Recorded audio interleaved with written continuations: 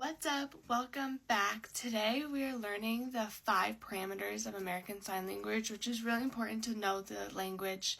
So the first one is hand shape, palm orientation, location, facial expression, and palm, location, movement, sorry. I'm not good with memory. So all of these are really important when signing. So for example, location. In American Sign Language, usually girl signs are here and below, and male signs are here and above, like girl, boy, mom, dad, for example, stuff like that.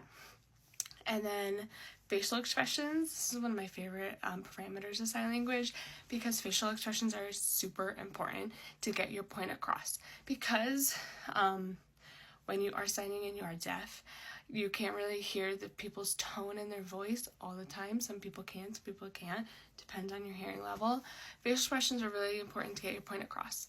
You don't know if it's like a sarcasm or sarcastic comment or anything because of the voice tone. So facial expressions are really important, such as who, what, when, where. So when you're doing these questions, your eyebrows have to be down and your lips have to be pierced. So who, where. And it really helps portray what you're trying to ask or say or anything in American Sign Language. Also, palm orientation, having it forward or backwards, really important. And yeah, I hope this helps.